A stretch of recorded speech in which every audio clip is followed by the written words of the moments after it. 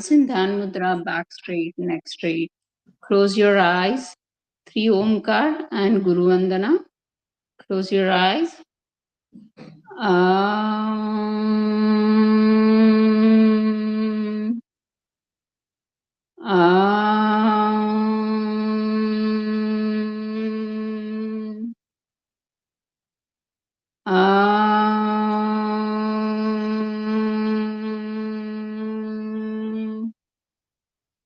गुरुर्ब्रह्मा गुरुर्विष्णु गुरुर्देवो महेश्वरा गुरुः साक्षात् परब्रह्म तस्मै श्री गुरवे नमः.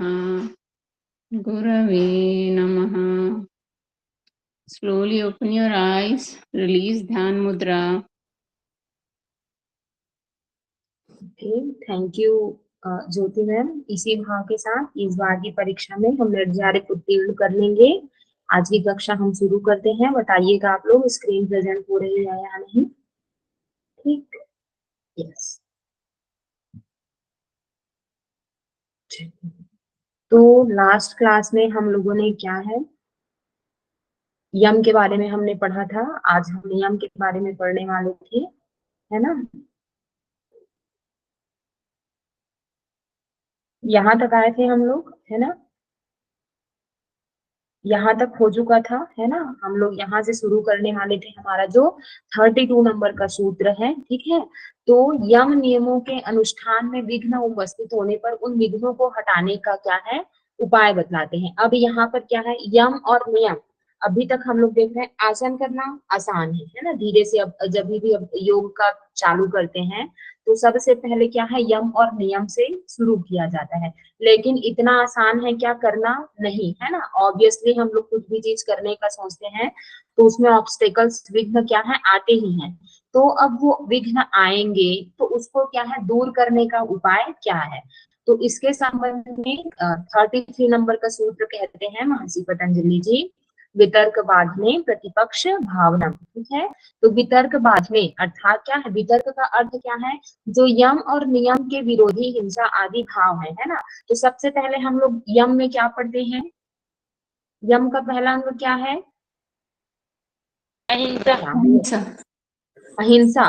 तो अहिंसा का विरोधी भाव, उसका वितर्क भाव क्या होगा, सॉरी उसका प्रतिपक्ष भाव क्या होगा, सॉरी है ना, वितर्क. हाँ, उसका वितर्क क्या होगा, अहिंसा का हिंसा, सत्य का क्या, असत्य, है ना. तो इसी तरह से यम और नियम जो हम लोग पढ़ते हैं, है ना, तो उसका क्या है, अपोजिट, उसका जो वितर्क भाव है ना, यम नियम के पालन में क्या है, बाधा पहुंचाएंगे. तब क्या करना है, प्रतिपक्ष भावना, उनके प्रतिपक्षी विचारों का क्या है, बारंबार चिंतन करना चाहिए. व्याख्या पढ़ते हैं एक बार.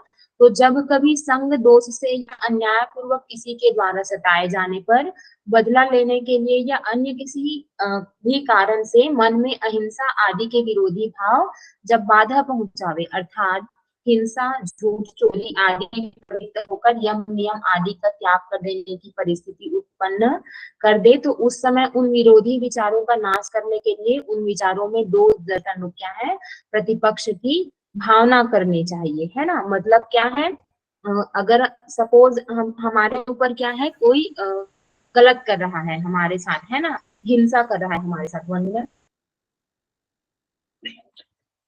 अब सपोज क्या है, किसी ने हमको क्या है, मार दिया, है ना. तो वो उसने क्या है, हमारे साथ हिंसा किया, ठीक. लेकिन हमको क्या है, हिंसा नहीं करने, सामने वाले ने हमको मारा तो अब हम भी उसको मारने लग जाएंगे क्या, तो ये क्या हो जाएगा, फिर हमने भी हिंसा करना चालू कर दिया, है ना. तो इस तरह का भाव अगर हमारे मन में आता है तो अगर मैं हिंसा करूंगा तो उसका परिणाम क्या होगा, है ना. तो इस तरह के जो उसके प्रतिपक्षी भाव है उसमें क्या है, हमको दोष दर्शन देखना है कि अगर मैं भी हिंसा करूंगा तो क्या है, मुझे भी इसका फल मिलेगा. तो इस तरह से क्या है, प्रतिपक्ष भावना करनी चाहिए. तो आगे पढ़ते हैं, आगे कंक्लूजन हम लोग पढ़ेंगे. दोष दर्शन रूप 1 मिनट. इस दोष दर्शन रूप प्रतिपक्ष भावना का ही अगले सूत्र में क्या है, वर्णन करते हैं. अब ये प्रतिपक्ष भावना क्या है, यहाँ पर तो हमने पढ़ लिया वितर्कवाद में मतलब समझ में आ गया कि यम और नियम की क्या है, विरोधी भाव है। हिंसा का अहिंसा, सत्य का असत्य, स्तेय का अस्तेय का क्या हो जाएगा, स्तेय, मतलब चोरी नहीं करना है, चोरी करना, इस तरह से, है ना। तो अब क्या है, ये प्रतिपक्ष भावना है क्या, तो इसके संबंध में क्या है, हमारे 34 नंबर का सूत्र कहते हैं, वितर्का हिंसादयः कृतकारिता अनुमोदिता लोभ क्रोध मोह पूर्व मध्यादि मात्रा दुख ज्ञानानंद फला इति प्रतिपक्ष भावनम। ठीक है, एक बार धीरे धीरे एक एक वर्ड में बोलते हैं, है ना। तो वितर्का हिंसादयः कृतकारिता अनुमोदिता लोभ क्रोध मोह पूर्वका मृदु मध्याधि मात्रा दुख ज्ञानानंत फला इति प्रतिपक्ष भावनम।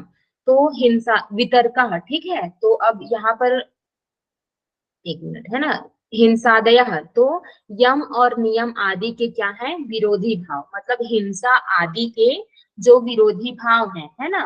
तो वितर्क अर्थात क्या है, वे वितर्क कहलाते हैं, और वे कितने प्रकार के होते हैं, 3 प्रकार के। तो कौन कौन से, कृत अर्थात क्या है, स्वयं करना, फिर कारिता अर्थात क्या, दूसरों को कराना, ठीक है, फिर अनुमोदिता अर्थात क्या है, कोई और कर रहा है तो उसको अनुमोदन करना, मतलब हाँ साथ देना कि तुम सही कर रहे हो, ठीक है।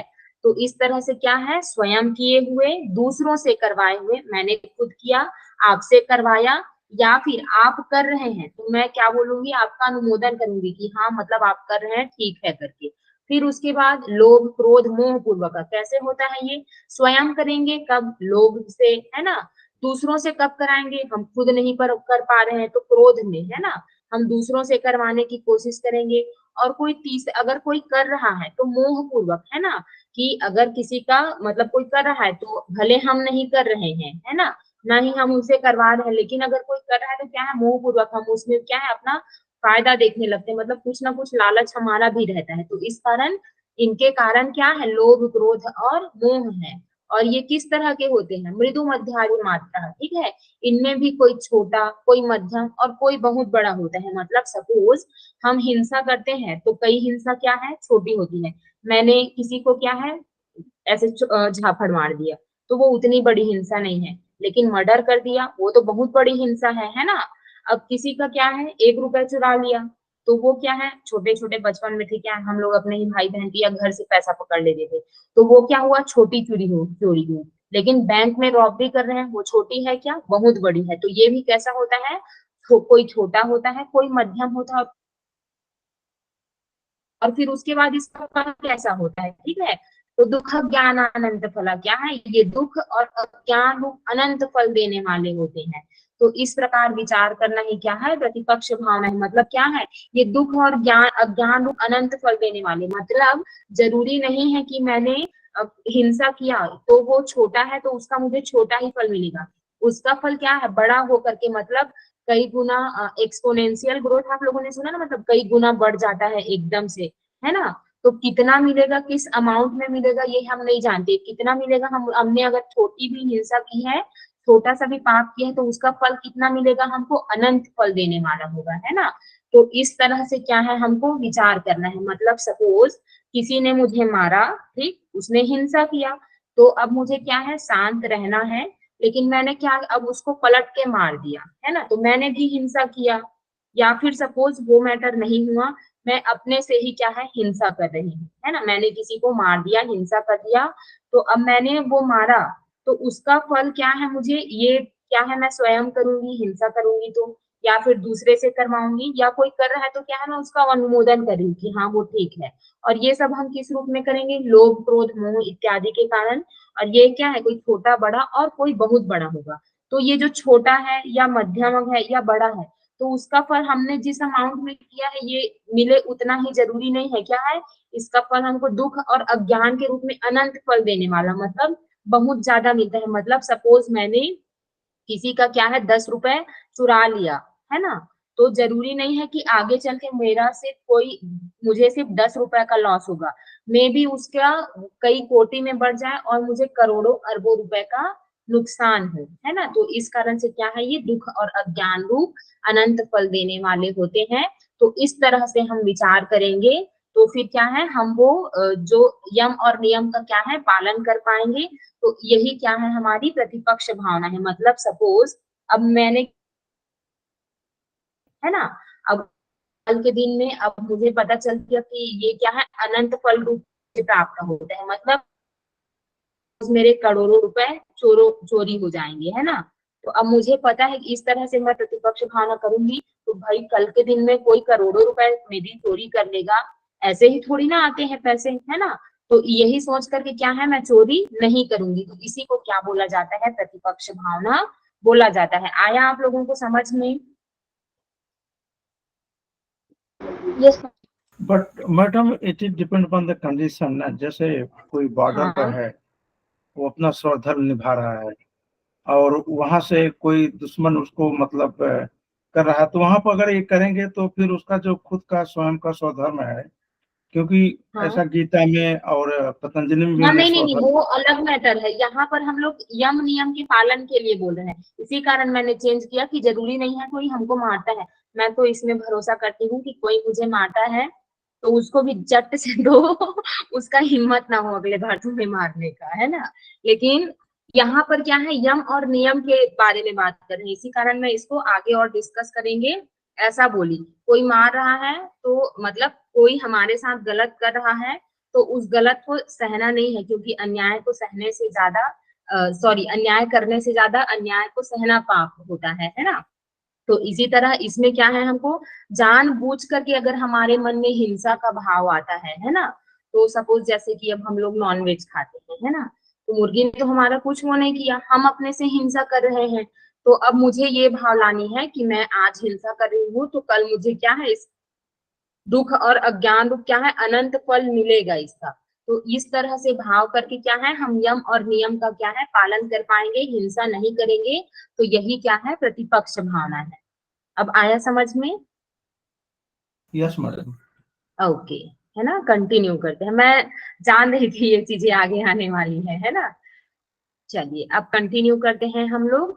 तो इस प्रकार यम नियम के विरोधी हिंसादि को हटाने का उपाय, उसमें दोष देखना बदलाकर अब यम नियमों में प्रीति उत्पन्न करने के लिए उनके पालन का क्या है, भिन्न भिन्न फल बदलाते हैं। मतलब अब इसमें क्या है, दोष देख लिया, ठीक है, तो अब ठीक है हमको पालन करना है, लेकिन किसी भी चीज का हमको जब तक एडवांटेज नहीं रहेगा हम लोग कुछ चीज करेंगे क्या, नहीं करेंगे। हम लोग पढ़ाई भी इसीलिए कर रहे हैं क्योंकि क्या है, कल के दिन में हमारा नेट जेआरएफ क्लियर होगा तो ये हमारे कैरियर के लिए क्या है, अच्छा होगा। तो ये क्या हुआ, उसका फल हुआ, है ना। तो अब क्या बोलते हैं, इसी तरह का कुछ भी हम जब कार्य करते हैं तो उसका फल हमको पता रहता है, तब क्या है, हम उस कार्य को ज्यादा उत्साह से ज्यादा अच्छे से कर पाते हैं। तो इसी प्रकार यम और नियम के पालन में क्या है, प्रीति उत्पन्न करने के लिए अब उसके पालन का क्या है, फल बतलाते हैं। तो सबसे पहले हम लोग यम पढ़ते हैं, तो यम में पहला क्या है हमारा, क्या है जी, यस, तो अहिंसा। तो अब क्या है, अहिंसा का फल 35 नंबर के सूत्र में, है ना। तो अहिंसा प्रतिष्ठायाम तत्सन्निधौ वैर त्यागः, ठीक है, अर्थात अहिंसा की दृढ़ स्थिति हो जाने पर, अहिंसा प्रतिष्ठायाम अर्थात अहिंसा की दृढ़ स्थिति हो जाने पर, तत्सन्निधौ अर्थात क्या है, जो योगी उसका पालन कर रहा है तो उसके निकट में, सानिध्य बोलते हैं ना, तो उसके पास में, तो उस योगी के निकट में क्या है, वैर त्याग, क्या है, वैर का त्याग कर देते हैं। कौन, सब प्राणी।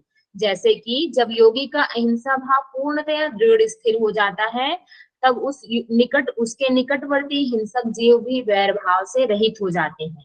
तो इतिहास ग्रंथों में जहां मुनियों के आश्रमों का शोभा वर्णन आता है वहां वंचर जीवों में स्वाभाविक वैर का अभाव दिखाया गया है। यह उन ऋषियों के अहिंसा भाव की प्रतिष्ठा का द्योतक है। मतलब ये बोला गया है कि जब हम अहिंसा का पालन करते हैं तो दृढ़ स्थिति हो जाती है, हम उसमें सिद्ध हो जाते हैं। तब उस प्राणी मतलब उस साधक के समक्ष क्या है, जो हिंसक प्राणी भी होते हैं, है ना, वो वैर भाव का त्याग करते हैं। तो अहिंसा के सबसे अच्छे उदाहरण क्या है, हमने बचपन में जब रामायण महाभारत देखा है तो उसमें ऋषि मुनि क्या है, तपस्या करते हैं, है ना। उनका जो कुटिया होता है वो क्या है, वन में होता है। तो उसके आसपास क्या है, बहुत सारे हिंसक जीव रहते हैं, लेकिन कभी उन लोगों को दिखाया गया है क्या कि उन्होंने ऋषियों के ऊपर अटैक कर दिया, नहीं। वो क्या है, स्वाभाविक रूप से उनकी अहिंसा के कारण क्या है, वैर भाव का त्याग कर देते हैं, ठीक है। अब उसके बाद नेक्स्ट हमारा सूत्र आता है अहिंसा के बाद क्या आता है, what is the second one? Yes, सत्य, ठीक है। तो अब सत्य का फल बतलाते हैं, तो सत्य प्रतिष्ठायाम क्रिया फलाश्रयत्वम, ठीक है। तो सत्य की दृढ़ स्थिति हो जाने पर क्या होता है, उस योगी में क्रिया फलाश्रयत्वम, ठीक है, क्रिया फल के आश्रय का भाव आ जाता है। तो व्याख्या पढ़ते हैं, जब योगी सत्य का पालन करने में पूर्णतया परिपक्व हो जाता है, उसमें किसी भी प्रकार की कमी नहीं रहती, उस समय वह योग कर्तव्य पालन रूप क्रियाओं के फल का आश्रय बन जाता है।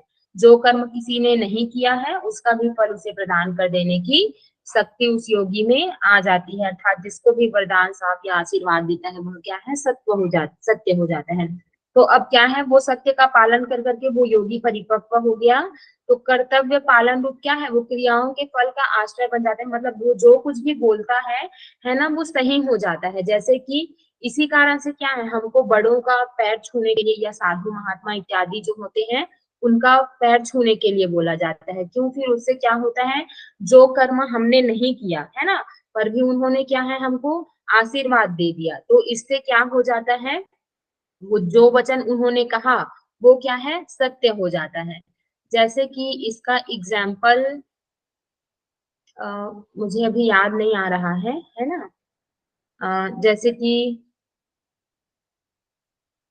एक एग्जाम्पल मुझे याद आ रहा है ना, एक किसी की पत्नी थी, जो उसके पति को क्या है, याद नहीं आ रहा, सॉरी मैं भूल गई, है ना, जब याद आएगा तो बताऊंगी। तो इसमें मतलब कहने का ये मतलब था कि भी उसका पालन है ना सत्य का, तो उसने जो कुछ भी आशीर्वाद दिया, अच्छा सपोज किसी की मृत्यु होने वाली है ना, और उसने उस योगी से क्या है, उसको आशीर्वाद मिल गया, या उस योगी ने कह दिया कि आप क्या है, शतायु होंगे, 100 वर्ष तक जीवित रहेंगे।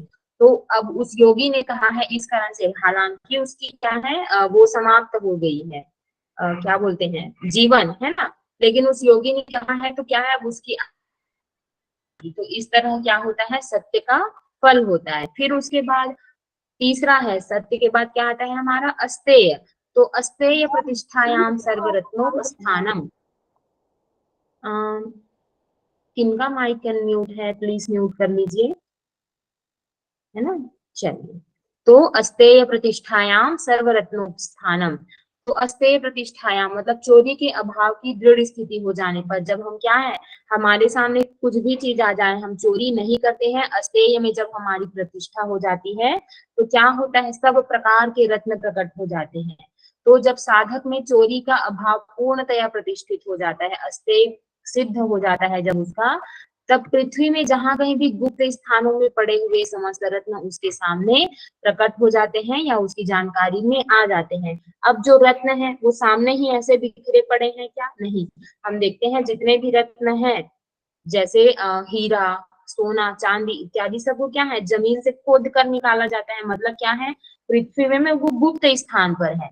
तो वो जो योगी है जिसको अस्तेय का में उसकी प्रतिष्ठा हो जाती है, उनको इन सब रत्नों के बारे में उसको पता चल जाता है, वो उसके सामने क्या है, प्रकट हो जाते हैं, उसकी जानकारी में आ जाते हैं। आया है समझ में, आ रहा है समझ में आप लोगों को? मैडम मैडम एक मैडम, सवाल है और जो मेरा। आप बता रही थी मैडम ना, वो हेलो। पंचाली द्रौपदी है, जब भीष्म पितामह ने प्रण किया था कि कल के युद्ध में 5 पांडव मारे जाएंगे, तो उसमें द्रौपदी जाकर के फिर उनसे मतलब वो आशीर्वाद लेती हैं, तो उन्होंने मतलब उनको ये आशीर्वाद देते हैं कि आप जैसे बोलते हैं ना, वो कुछ सुहाग जो भी मतलब हाँ हो, तो उन देने के बाद फिर उन्होंने क्या किया, अपना पर्दा उठाते हैं, तो फिर भीष्म पितामह तो पूरा ये संशय में हो जाते हैं। तो एक ये मेरे जो याद आया तो मैं आपसे शेयर किया। हाँ, ठीक है। सर मैडम मुझे ना एक हेलो मैडम, मैं एक बात हाँ, पूछना बोलिए चाहता ना। था आपसे कि जैसे कि मैंने भी लाइफ में कभी चोरी नहीं की, मैं सच कह रहा हूँ, तो मेरे को तो कोई एक रत्न मिनट, है ना, दिखाई दिया। ये पर्सनल डाउट्स हम लोग लास्ट में क्लास के एंड में लेंगे। अभी इस श्लोक से रिलेटेड अभी कंटिन्यू करते हैं, डाउट सबके मैं लास्ट में लूंगी। ओके, आप मुझे मैं क्लास 5 मिनट पहले एंड कर दूंगी, उस टाइम पे लेंगे। ठीक, अभी इसको कंटिन्यू करते हैं। तो फिर उसके बाद अस्तेय के बाद क्या आता है, ब्रह्मचर्य, है ना। तो नेक्स्ट नंबर का हमारा सूत्र है 38 नंबर का, ब्रह्मचर्य प्रतिष्ठायाम वीर्य लाभ। ठीक है, तो ब्रह्मचर्य की दृढ़ स्थिति हो जाने पर क्या होता है, वीर्य लाभ होता है, अर्थात क्या है, सामर्थ्य का लाभ होता है। तो जब साधक में ब्रह्मचर्य की पूर्णतः दृढ़ स्थिति हो जाती है, तब उसके मन, बुद्धि, इंद्रिय और शरीर में अपूर्व शक्ति का प्रादुर्भाव हो जाता है, और साधारण मनुष्य किसी काम में भी उसकी बराबरी नहीं कर सकता। अर्थात क्या है, ब्रह्मचर्य कर रहे हैं तो हमारी ताकत है क्या, वीर्य है ना हमारा। उसी से अब जैसे आप लोग धीरण संहिता इत्यादि में पढ़ेंगे, जब तक ये है तब तक, और क्या बोलते हैं ग्रंथ वगैरह में भी पढ़ेंगे, है ना, तभी तक क्या है, हमारा सामर्थ्य है। तो वीर्य की रक्षा हो रही है जब हम ब्रह्मचर्य का पालन कर रहे हैं, तो इससे सामर्थ्य का लाभ होगा, और मन, बुद्धि, इंद्रिय और इत्यादि जो शरीर है उसमें क्या है, अपूर्व शक्ति का मतलब एक अद्वितीय शक्ति का, पावरफुल है ना, वो हो जाएगा, उसका प्रादुर्भाव होता है, और साधारण मनुष्य किसी भी कार्य में उसकी बराबरी नहीं कर पाता, है ना। तो इस ब्रह्मचर्य का जब हम पालन करते हैं तब उससे क्या है, सामर्थ्य का लाभ होता है। फिर उसके बाद 39 नंबर के सूत्र में कहते हैं, अपरिग्रह स्थैर्य जन्मकथनता संबोध, अर्थात अपरिग्रह की स्थिति हो जाने पर, है ना, अर्थात ज्यादा संग्रह हम नहीं करेंगे, तो जब इस तरह में हमारी दृढ़ स्थिति हो जाती है, तो जन्म कथनता संबोधा, अर्थात क्या, पूर्व जन्म कैसे हुआ था इस बात का क्या है, भली भांति ज्ञान हो जाता है। तो जब योगी में अपरिग्रह का भाव पूर्णतः स्थिर हो जाता है, तब उसे अपने पूर्व जन्मों की और वर्तमान जन्म की सब बातें मालूम हो जाती है। अर्थात मैं किस योनि में हुआ था, मैंने उस समय क्या क्या काम किए, किस प्रकार रहा, ये सब स्मरण हो जाते हैं, और इस जन्म की भी बीती हुई सब बातें स्मरण हो जाती है। यह ज्ञान भी संसार में वैराग्य उत्पन्न करने वाला और जन्म मरण से छुटकारा पाने के लिए योग साधन में पवित्र करने वाला होता है। मतलब अब जिस योगी की क्या है, अपरिग्रह में स्थिति हो गई, तो उसको क्या है, उसके पूर्व जन्म का ज्ञान हो जाएगा, और अभी वर्तमान जन्म की भी जो भी बातें हैं ना, वो सब क्या है, उसको मालूम हो जाएगी। हेलो मैम, स्लाइड नहीं दिखाई दे रहा है ना, तो मैं, ओके ओके ओके, अच्छा, लेकिन मैं तो प्रेजेंट कर रही हूँ जी, एक मिनट, है ना।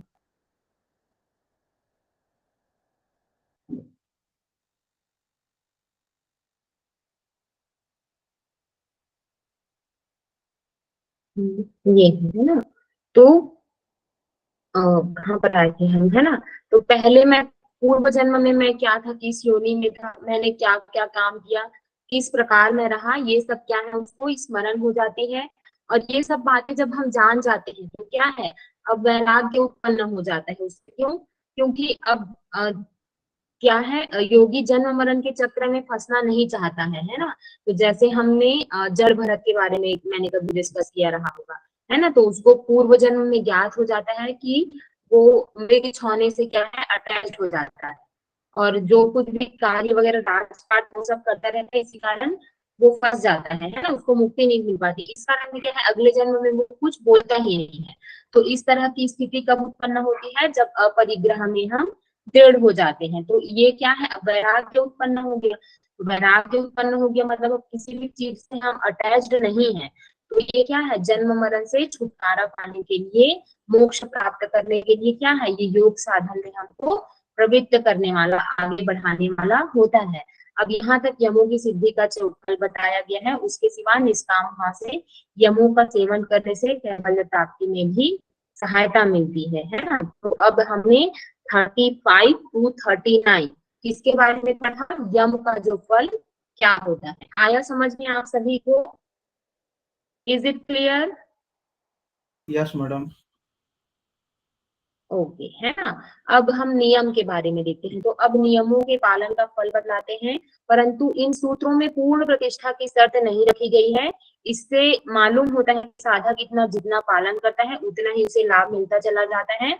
अब मतलब इसमें क्या है, अब ये जो बताए गए हैं, है ना, यम नियम इत्यादि, तो इसमें क्या है, आपको एकदम कंपलसरी नहीं है कि आप इतना पालन कीजिए, इतना पालन कीजिए। इसका फल हमको कितना मिलेगा, जितना हम पालन करते जाएंगे उतना हमको फल मिलेगा। इसके सबसे अच्छा उदाहरण क्या है? अब आप लोगों को कब से बोल रहे हैं योग सूत्र याद कीजिए, लिख करके देखिए, लेकिन होगा क्या? नहीं होगा। किसको अच्छे से याद होगा? जो जितना ज्यादा मेहनत करेगा। मतलब अगर क्लास में आकर के सपोज कोई बता रहा है, श्लोक चैंटिंग कर रहा है, कंटिन्यू अच्छे से आंसर कर रहा है, मतलब उसका क्या है, वो घर में जा करके उसके पीछे उतना मेहनत कर रहा है। तो इसी तरह क्या होगा, यम नियम का आप जितना पालन करेंगे उतना ही क्या है, आपको फल मिलेगा। अब यहाँ पर क्या है, हम लोग नियम के फल के बारे में पढ़ेंगे, है ना। तो नियम क्या है, मतलब नियम किससे स्टार्ट होता है? सोच से, है ना। और सोच कितने प्रकार का होता है? 2 प्रकार का, एक बाह्य सोच और दूसरा अंतः सोच। तो पहले किसका फल बतला रहे हैं? बाह्य सोच का। तो अब नियम का फल मिलना कहाँ से स्टार्ट हो रहा है हमको? फ्रॉम 40, ओके, 40 नंबर के सूत्र से चालू हो रहा है। तो 40 नंबर के सूत्र में कहते हैं बाह्य सोच का फल शौचाद स्वांग जुगुप्सा संसर्ग, ठीक है। तो सोच के, ठीक है, यहाँ पर सोच के पालन से क्या होता है? स्व अंग, ठीक है, अपने ही अंगों में। जुगुप्सा का अर्थ क्या होता है? घृणा की भावना, मतलब वैराग्य, ठीक है, वैराग्य रखिए यहाँ पर, ठीक है, वैराग्य की भावना उत्पन्न हो जाती है। और परह मतलब दूसरों से, ठीक है, असंसर्ग अर्थात क्या, संसर्ग करने की इच्छा भी उत्पन्न नहीं होती है। तो बाह्य शुद्धि के पालन से साधक की अपने शरीर में अपवित्र बुद्धि होकर उसमें क्या है, वैराग्य हो जाता है। जब हम बाह्य सोच का पालन करते हैं तो हमको क्या है, अपने शरीर में भी वैराग्य हो जाएगा, उसमें भी क्या है, हमको आसक्ति नहीं रहती है। और उसके बाद क्या होता है, दूसरे सांसारिक मनुष्यों के साथ संसर्ग करने के भी क्या है, उसके संग में आने की, उसके संग में भी प्रवृत्ति या आसक्ति नहीं रहती है। तो बाह्य सोच का कितना एडवांटेज हुआ? 2 एडवांटेज। पहला क्या है, हमको अपने अंगों में अनुराग वैराग्य हो जाएगा, और दूसरा क्या है, किसी और सांसारिक मनुष्य से भी संसर्ग या उसमें प्रवृत्त होने की, उसमें आसक्ति हमको नहीं रह जाएगी। आया समझ में? अभी तक सबका हम एक एक फल देख रहे थे, ठीक है। सोच का क्या है, 2 प्रकार का सोच पढ़ रहे हैं, एक बाह्य सोच और दूसरा भी अंदर का सोच पढ़ेंगे, अंतः सोच, है ना। तो बाह्य सोच के कितने फल बतलाए गए हैं? 2 सोच। मैं डिस्कनेक्ट थोड़ी हो गई है ना। हाँ ठीक, कंटिन्यू कर। आ रहा है कि नहीं आ रहा है? जी बोलो ना, आप लोग कुछ नहीं बोलते हो। मैम आ रहा था। हाँ ठीक है। अब उसके बाद दूसरा हम भीतर की शुद्धि का फल बतलाते हैं, है ना, 41 नंबर के सूत्र में। कंफ्यूजन नहीं होंगे, है ना। 34 से 39 यम के बारे में।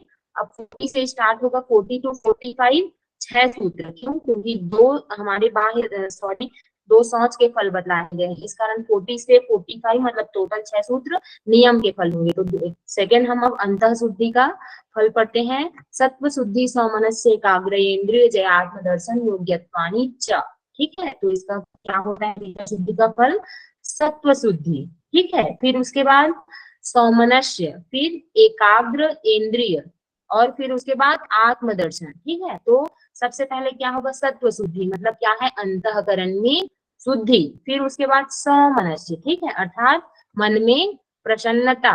फिर उसके बाद एकाग्र इंद्रिय अर्थात एकाग्र, ठीक है, तो चित्त की एकाग्रता।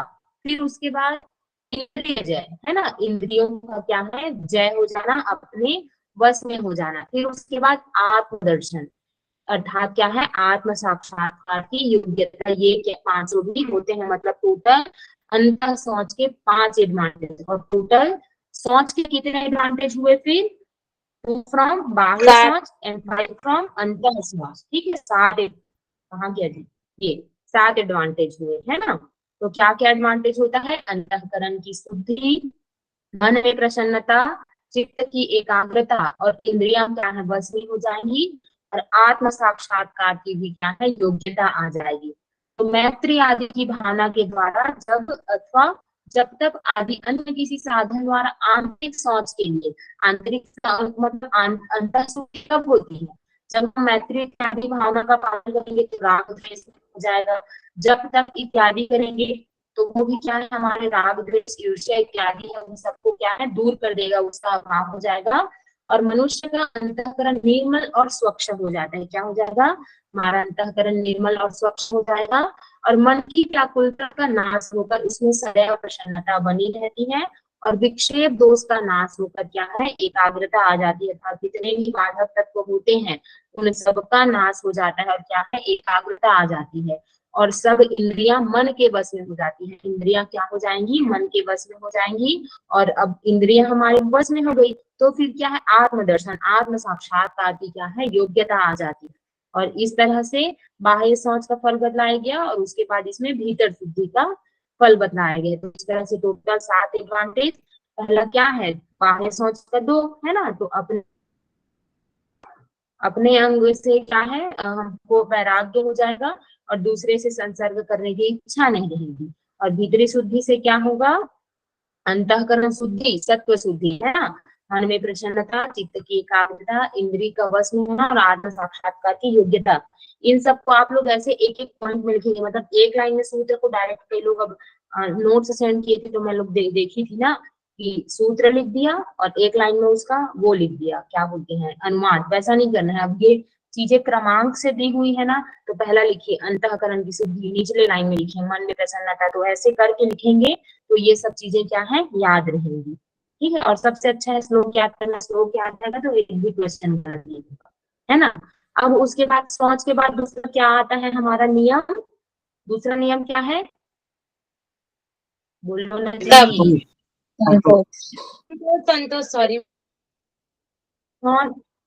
सोच का क्या आता है, संतोष, है ना, संतोष, संतोष, है ना। तो दूसरा है संतोषाद अनुत्तम सुख लाभ। ठीक है, तो संतोष से क्या होता है, हमको अनुत्तम सुख लाभ, अर्थात जिससे बढ़कर और दूसरा कोई, जिससे उत्तम क्या है, दूसरा कोई सुख ही नहीं है, ऐसा क्या है, सर्वोत्तम सुख का लाभ होता है। अर्थात संतोष से, अर्थात चाह रहित होने पर जो अनंत सुख मिलता है उसकी बराबरी दूसरा कोई सांसारिक सुख नहीं करता है। मतलब क्या, आसक्ति हमको रखनी ही नहीं है, जो कुछ है उसी में हमको क्या है, खुश होना है। लेकिन ओनली एक एक्सेप्शन है मेरे हिसाब से, है ना। अभी आप पढ़ाई कर रहे हैं तो आप जितना भी करते हैं वो आपके लिए कम नहीं है, आपको आपके कल से, अपने से, है ना, आपको और बेटर करना है, वहां पर आपको संतोष नहीं करना है। ठीक है, और अच्छा करने की कोशिश करनी है। तो संतोष करने से क्या है, हमको अनुत्तम, मतलब उससे बढ़ करके और कोई दूसरा सुख नहीं है। अब उसके बाद 55 तक हम लोग पढ़ लेते हैं, है ना, क्योंकि फिर अब 43 नंबर का हमारा सूत्र है, कायेंद्रिय सिद्धि शुद्धि छया तपसः, अर्थात तप के प्रभाव से क्या होता है, कायेंद्रिय, ठीक है, अर्थात काय मतलब शरीर, फिर उसके बाद इंद्रिय अर्थात इंद्रियों की, है ना, फिर उसके बाद सिद्धि हो जाती है, काया मतलब शरीर और इंद्रियों की क्या है, सिद्धि हो जाएगी, और शुद्धि छया तपसः, तप के प्रभाव से क्या है, अशुद्धियों का भी नाश हो जाता है ना, अशुद्धि क्षयाद। ये देखिए, जब अशुद्धि का नाश हो जाता है तब शरीर और इंद्रियों की सिद्धि हो जाती है। तो स्वधर्म के पालन के लिए व्रत, उपवास आदि करने या अन्य सर्व प्रकार के कष्ट सहने का ही नाम क्या है, तप है। जो हम लोग अपने कष्ट सह करके व्रत इत्यादि करते हैं तो वो उसी का नाम क्या है, तप है। और इसके अभ्यास से शरीर और इंद्रियों के मल का नाश हो जाता है, तब योगी का शरीर स्वस्थ, स्वच्छ और हल्का हो जाता है। तथा और तीसरे पाद में भी इसका क्या है, काय संपद इत्यादि के बारे में इसका वर्णन किया गया है।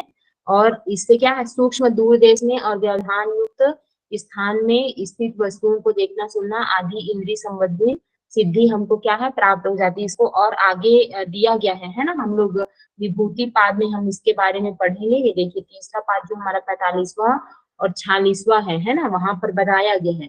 तो जब 6 का हम लोग तप का हम लोग पालन करते हैं तो क्या हो जाता है, अशुद्धियों का नाश हो जाता है और शरीर और इंद्रियों में क्या है, शरीर और इंद्रियों की क्या है, सिद्धि हो जाती है।